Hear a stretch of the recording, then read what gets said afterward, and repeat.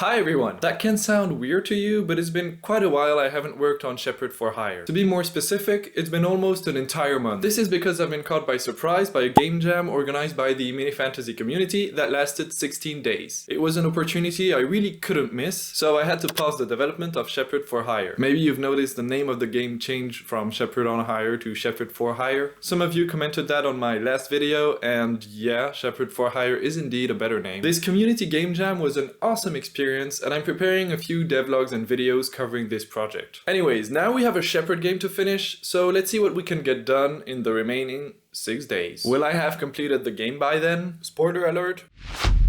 No.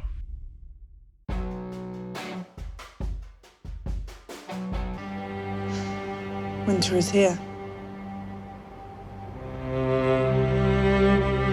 Yeah, and if you wanted to heat our apartment at 19 degrees, considering the height of the apartment and how badly isolated it is,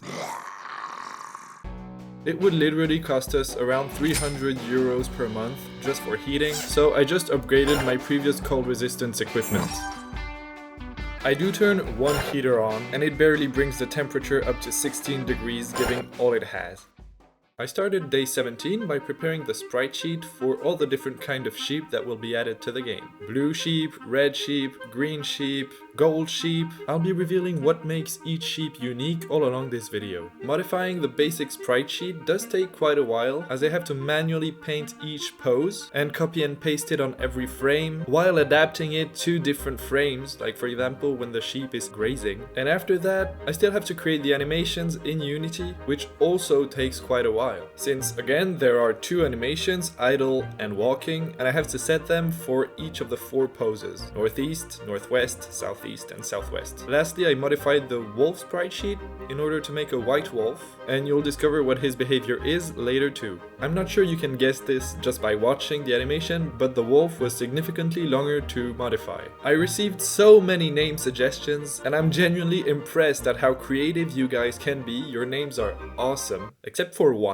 And on day 17 I had around 50 propositions. So I started working with this base, and only these names will be shown during this devlog. Don't worry if you propose your names after. I'll be doing a second round of additions before next devlog and a last one right before the game release. So any proposition arriving before the game release will be added to the game. And if you're discovering my channel through this video, feel free to head to the comments of the previous video to add your sheep's name. I'm just trying to stay organized here. So first I had to copy all the propositions from my video to Unity. Every sheep picks a random name from this list, thus removing it from the list so that no 2 sheep have the same name in a level. And this fairly simple system worked quite well, but not surprisingly, it did seem quite cluttered on the screen. So I added some colliders on each name, which size would adapt to the length of the name, and these colliders would tell me if the name is hitting another name or not. And thanks to this system, everything was much more readable, and it was really the outcome I was expecting.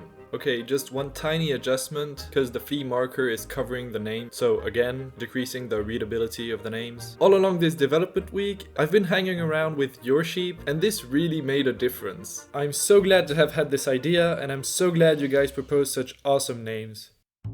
Before starting a much bigger task, I wanted to test the robustness of my sheep system, so I tried adding the black sheep, which basically just makes the white sheep flee. So that was pretty easy to add thanks to the free target system I implemented in Devlog 1. But to make your little heart melt even more, I made the black sheep try to stick with the white sheep.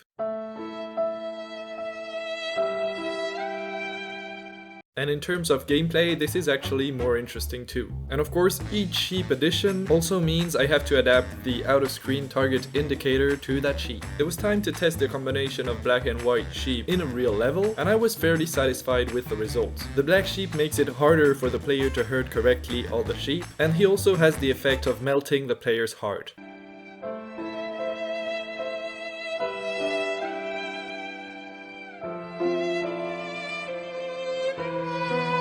there is one very important system to adapt to the arrival of new kind of sheep, which is the level complete UI, the panel that shows up when you finish a level. I need to make this panel adaptable to different kind of sheep with different score multipliers, different initial numbers, and I didn't make a very versatile system. Since I know I have to finish this game in 1 week, I made a lot of decisions this way, trying to make something functional and not necessarily scalable, since I know I won't be working on this game after release. So basically, my system works, but I have to manually change the position of each type of sheep in the UI in function of which type of sheep there are in the level.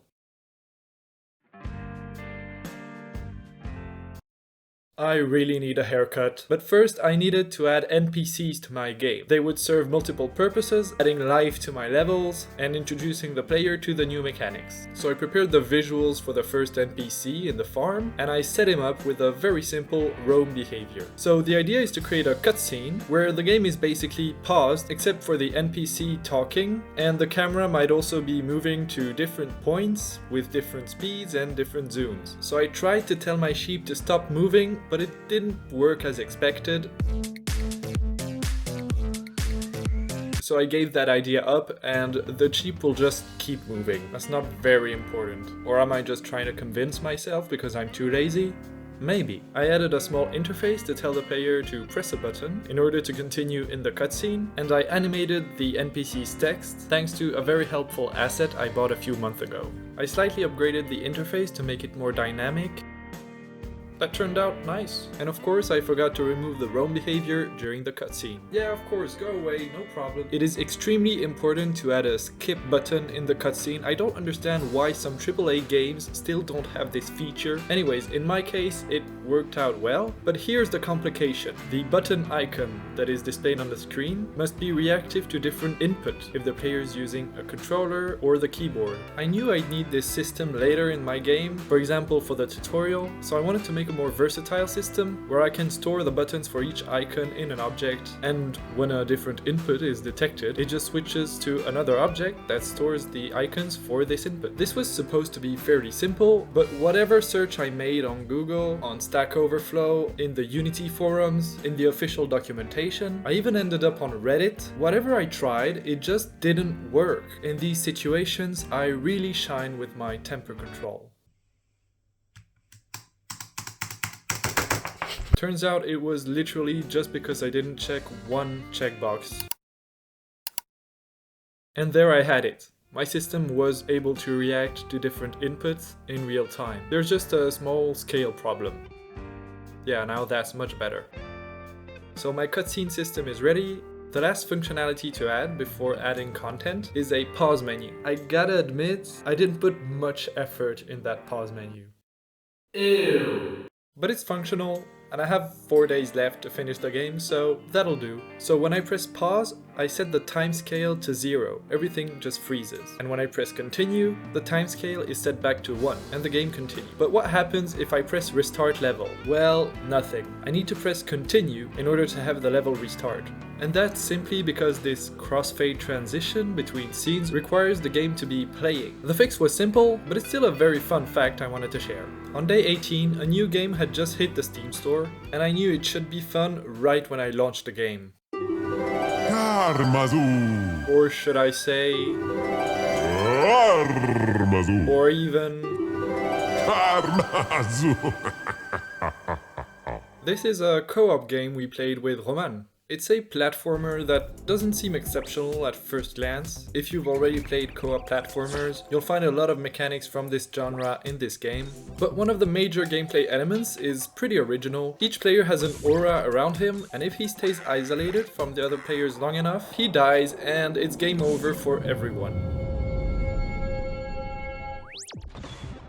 But where this game really shines is when you play online with up to 10 players. Each player can play a different creature, and there are at least 50 different creatures to unlock, each having their own unique ability. And the game is really good at making you feel useful for the whole crew. For example, you can play as a plant to help other players reach higher platforms, a wolf to boost the other player's interaction range, an elephant to charge and break glass walls, and I chose a pear that can hover, that's all. To be honest, it can be useful, but in this level it was totally useless. Not to mention, between each level everyone votes for a modifier, and there are some really original modifiers, like this drum solo during the whole level.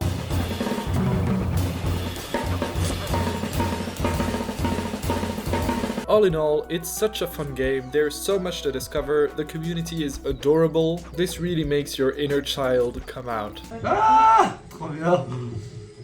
Wouhou!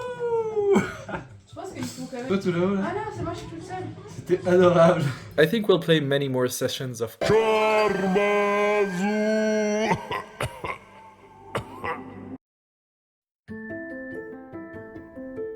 I still need a haircut. But before that, it was time to add more NPCs to the game. With one NPC for each level and 8 animations to prepare for each NPC, we were already halfway through the morning when I could start working on the intro cutscenes for the 3 levels I already had built. I also realized I had to make my cutscene system a bit more flexible, because for example, in this farm level, the farmer warns the player about a wolf and the camera heads to the wolf's position, but since the wolf is moving, this doesn't work. So now I can also set the camera to be locked on a specific target. I then worked on a new kind of sheep behavior. If you haven't guessed it yet, that's my favorite part of the development here. The blue sheep actually don't have a very specific behavior, they just like sticking together. This creates 2 big herds of sheep, thus making the player's task more difficult. To introduce this new kind of sheep, I wanted to have a cute intro cutscene where the blue sheep and the white sheep aggregate separately. I just didn't set the NPC's position correctly. You sure did a mess. It was now finally time to start working on the 2 last levels. But of course, who says new levels says new landmarks on the world map. So I got together these 2 new biomes, a forest biome, a very dark forest biome actually, maybe too dark for this game, and a swamp biome. I had to set up new rule tiles for both of the biomes. If you don't know what rule tiles are, you'll find an explanation in the first devlog of this series.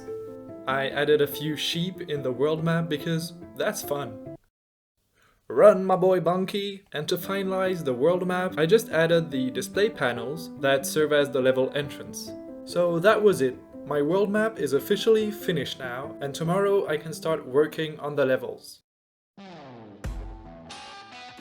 I think I should stop lying to myself. I'll have a haircut when the game is released. So the plan for today was to build the swamp map and eventually start building the forest map. For the swamp map, I was planning to create a level with many different paths to arrive to the destination. I kind of got inspired by Yoshi's Valley in Nintendo 64 Mario Kart. I really love that map. It was one of my favorite, to be honest, although I think many of you hated it. Anyways, I tried recreating this feeling in my swamp map. I drew a rough sketch, and when I tried pressing play, I think the swampy areas were just way too big. The feeling was just not here. So I started it all over again, and my second attempt was way better. I added a few bridges in order to create even more path, and of course a bit of texture, swampy trees, and swampy vegetation in the water. I didn't put as much effort in this map as in the previous maps. Again, because I'm rushed by the time and I have another map to create, I would have liked to add more decorations, even outside the map, because it's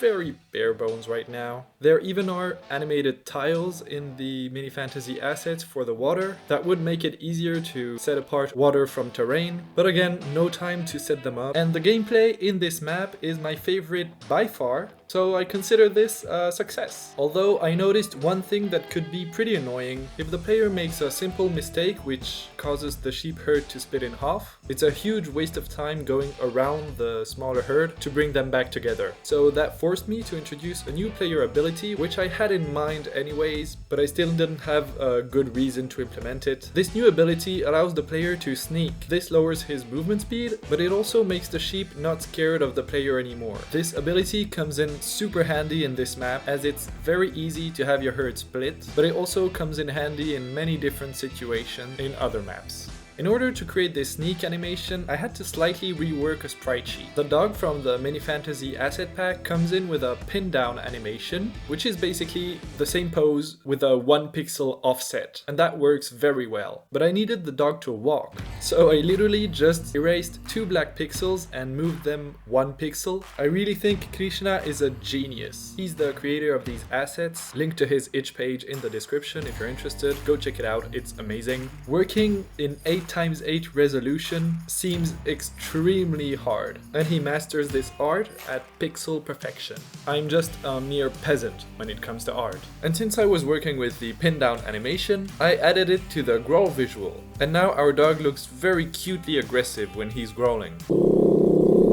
Anyways, I added an NPC to the map, generated the intro cutscene, and I was fairly satisfied of this level. Best part is, it took me only 2 hours to complete. I think I'm getting the hang of this. I could now start building the forest map. If you're enjoying this series of devlogs, consider subscribing to my channel. That's a great support for me, as my channel is still very recent, and that's more upcoming indie game dev content for you. After the swamp map, which is home to very narrow passages, I wanted to create a much larger map with more space for the player to move around with his herd. The forest map would look like a huge arena, and it will be a huge arena, since it will be home to many wolves. In order to make things slightly harder for the player, this is the final map after all. I added these blinking eyes in 2 patches of forest in the map. These eyes will be set as flea targets, thus making it way harder to pass by the middle road. I just hope it doesn't get too hard though. I was really glad I managed to get these 2 maps out of the way in around half a day. On the other hand, I didn't put much effort in making them very pretty, and to be honest, I did well considering the time left. So I now had the whole afternoon to work on 2 new type of sheep, the green sheep and the red sheep. Green sheep first. This sheep will be very handy, especially in the forest map, since when it gets eaten by the wolf is poisoned and dies. Adding a die animation. No, Mom! That's really the name my mom gave to her sheep. Things already start looking better, and now a poisoned particle system. With a slight delay after the wolf eats the sheep, the particle system triggers, and this is satisfying enough. For the red sheep, it's very simple. The wolf will just rush on the red sheep. If he's in a herd or not, the wolf doesn't care. He just wants to eat the red sheep.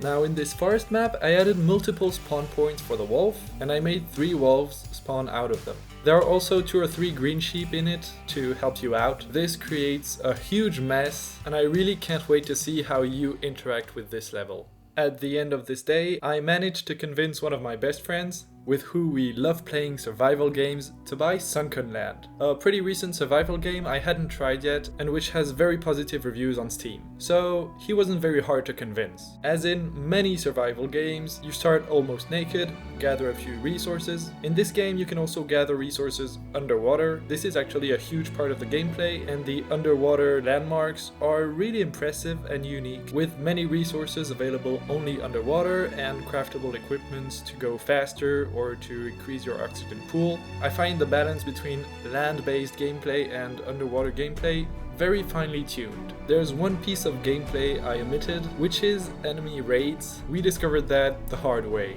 Et je vais faire pipi, je reviens.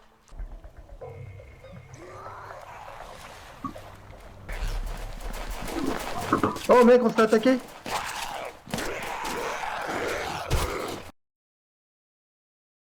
Day 21 started with the addition of a new kind of sheep I still haven't mentioned yet, the ram. The first idea I had was to make the ram the official flea leader of the herd. This means whatever happens, the ram would be the flea leader. But it didn't turn out to be very fun. I think the ram has much more potential than this. So I made the ram charge the player when he gets too close. And it wasn't that easy to implement, since the ram wants to interact with the player's physical body, which is constantly overridden by the player's control on it. I really have to increase the player's drag. I spent a little time working on the visuals of this charge by the ram, and now it looks much more like a real charge. The player is even warned a few seconds before he charges. And don't ask me why the ram charges twice. I really don't know, this was not expected. It's like, in your face. Oh wait, I actually forgot.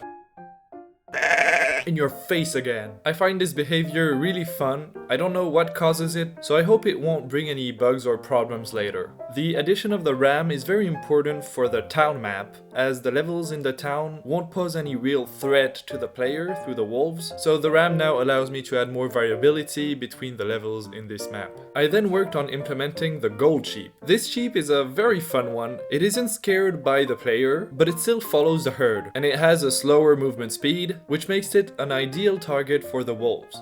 Since the golden sheep is worth a lot of points at the end of a level, the player's objective here is to protect the golden sheep as well as possible. Let's jump to adding more variability to the swamp map. I really hesitated to create a new type of enemy to this map, since I think the wolves won't be really adapted to all these very thin corridors, but the temptation was too great. We are in a swamp map, there are small bodies of water everywhere.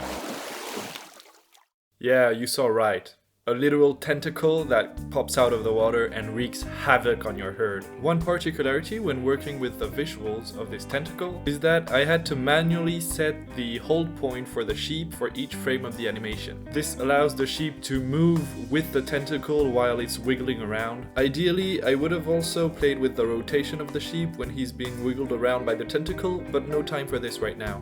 I just showed you the final result to have a nice narrative, but of course the implementation of this tentacle brought its lot of bugs. Some were fun and easy to fix, some were more annoying. I then prepared the spawn points for the tentacles, and don't worry, what you see here doesn't represent every tentacle in the level. That would be a nightmare for the player, but every tentacle has 3 possible spawn points and chooses one at random. This is to prevent the player from knowing the path by heart and rushing the level once he knows the safer path. I think the tentacles add a lot of fun to these maps. They won't be present on every level, and of course, since the player can't avoid a few sheep being eaten by the tentacles, the score thresholds should be calculated taking into account this new difficulty. So during day 21, I basically worked on adding more levels and implementing new mechanics when they were needed. For example, I added this new kind of wolf. I call him the spy wolf. The spy wolf spawns on the border of the map and, disguised as a sheep, tries to integrate the sheep herd. A few seconds after he joined the herd, he turns back into a wolf and eats a sheep.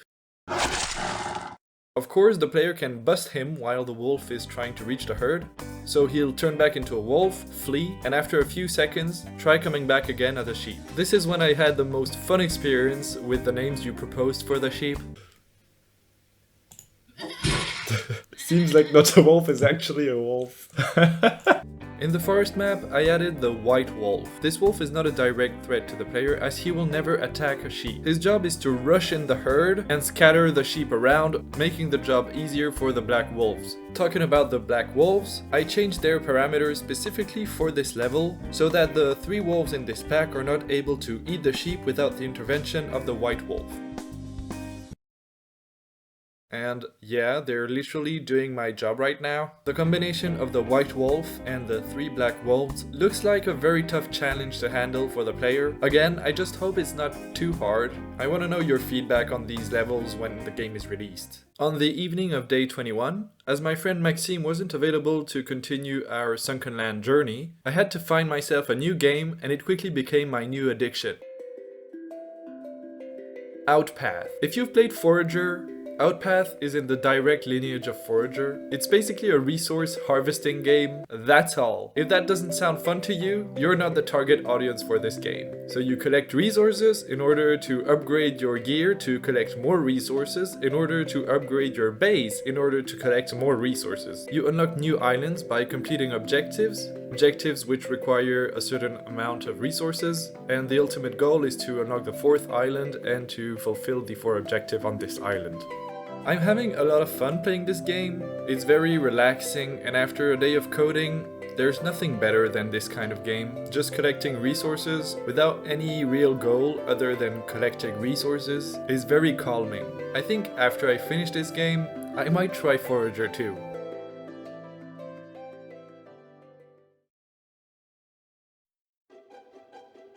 On day 22, I started by finishing the remaining levels in each map. I won't be detailing every level in this devlog, as I do want you to keep an element of surprise when you play the game. Although I've already spoiled you most of the unique sheep and wolves, that's the drawback of a devlog in my opinion. I don't know how I'll be handling this dilemma in my future games. I think I have to find the balance between showing you cool stuff and keeping stuff as a surprise. If you have any suggestions, well, feel free to drop them in the comments, I'll be glad to read them. Anyways, by midday I had 5 levels per map, 25 levels in total, ready to be played. One of the very last things I had to work on was the pace of the game. In fact, right now the player has all his abilities unlocked right at the beginning of the game, and this might be overwhelming at first. So I prepared a system to unlock new abilities as you complete levels. For this system to work, I had to prepare a UI that would pop up after a level was completed, and in this UI, I really wanted to add a small video inside it that would showcase the newly unlocked ability.